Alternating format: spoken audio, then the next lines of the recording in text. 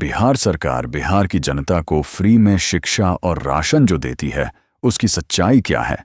वैसे तो बहुत कुछ सरकार फ्री में देती है, लेकिन हम इस वीडियो में क्लास 10वीं तक शिक्षा और फ्री राशन के बारे में कुछ बातें जानेंगे जो वाकई बिहार के लिए बहुत खतरनाक है।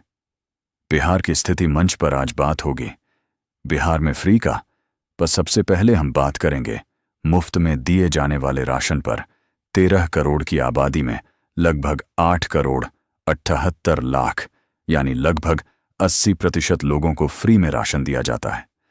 हर महीने प्रति व्यक्ति को 5 किलो राशन दिया जाता है, जिसमें चावल और गेहूं दोनों दिया जाता है। अगर किसी घर में 4 लोग हैं तो उन्हें टोटल 20 किलो अनाज प्राप्त होगा, जिसमें चावल और गेहूं दोनों होंगे। 5 किलो राशन में एक व्यक्ति लगभग 7.5 दिन खाना खा सकता है। बाकी 23 दिन वह अपना खुद कमा कर खाएंगे, भले ही उनके पास रोजगार हो या न हो, इससे सरकार को कोई फर्क नहीं पड़ता है। अब यहां पर सवाल यह है कि अगर एक व्यक्ति को 5 किलो ही अनाज प्राप्त कराया जाता है सरकार के द्वारा, तो इन अनाजों की क्वालिटी एकदम बेहतर होगी? ऐसा बिल्कुल भी नहीं है। जो सबसे घटिया अनाज होता है वह अनाज दिया जाता है हम लोगों को।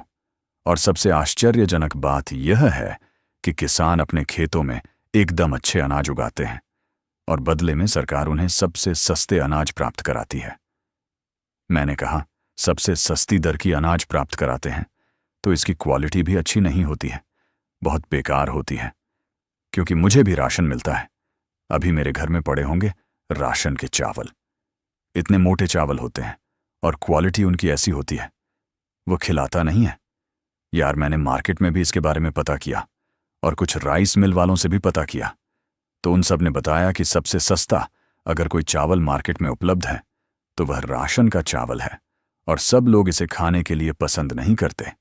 फिर भी लोग मजबूरी में उसे खाते हैं, क्योंकि लोगों के पास रोजगार तो है नहीं। तो वह क्या करेंगे? भूखे तो मर नहीं सकते हैं। इस चावल का मार्केट में प्राइस 23 रुपये प्रति किलोग्राम है। क्या सरकार में जितने भी नेता बैठे हुए हैं वह राशन का चावल खा सकते हैं क्या? अगर हम शर्त रख दे कि खा सकते हैं तो हमें दिखाने के लिए खा सकते हैं, लेकिन उनसे कहो कि एक हफ्ता यही चावल खाकर दिखाओ तो नहीं खा पाएंगे ये चावल। तो खुद के लिए बासमती चावल और जनता के लिए 23 रुपये वाला चावल। अब बात करते हैं शिक्षा की। सरकार शिक्षा भी फ्री में ही बच्चों को देती है। 10वीं तक तो बिल्कुल फ्री देती है। उन्हें फ्री में ड्रेस भी दिया जाता है, उन्हें फ्री में खाना भी एक टाइम का दिया जाता है। खाना 8वीं तक के बच्चों को ही दिया जाता है। फ्री में किताबें भी दी जाती हैं। अभी तो इलेक्शन आने वाले हैं, तो नए नए और बहुत चीज फ्री में दिया गया है। पहले छात्रवृत्ति के तौर पर जब एक क्लास से दूसरे क्लास में जाते हैं तो छात्रवृत्ति मिलती है, तो वह पहले जितना था उसका डबल कर दिया गया है।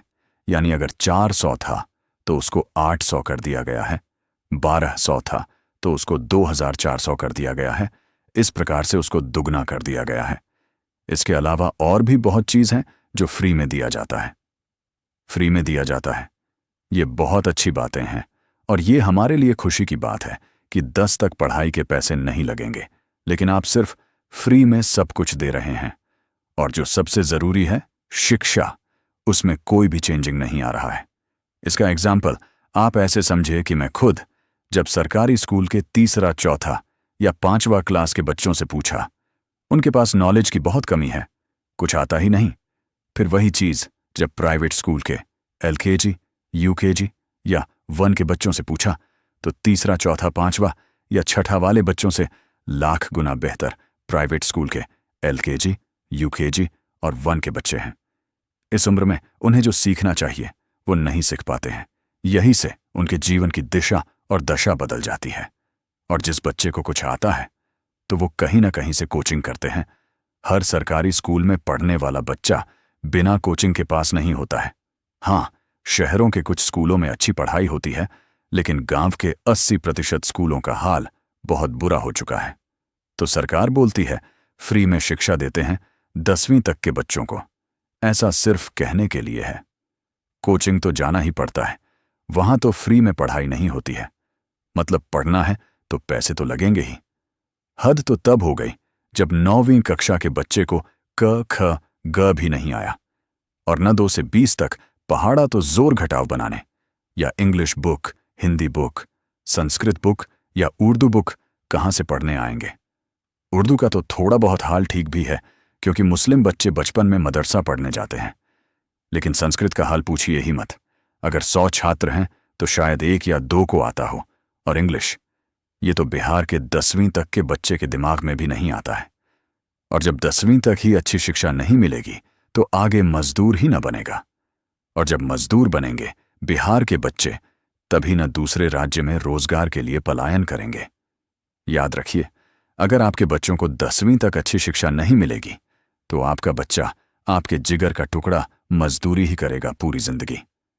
12वीं फेल मूवी का एक डायलॉग याद आ गया, गरीब अगर अनपढ़ रहेगा तभी तो भेद्द बकरियों की तरह नेताओं के इशारों पे चलेगा। अनपढ़ लोग ही तो उनके वोट बैंक हैं, जो धर्म और जात के नाम पे वोट देते आए हैं। आज के लिए इतना ही। वीडियो को लाइक, शेयर और सब्सक्राइब भी कर ही दीजिए। बात अगर सच है, नहीं तो इग्नोर कीजिए। जल्द ही मिलते हैं अगली वीडियो में। देखते रहिए द बिहार रियलिटी। धन्यवाद।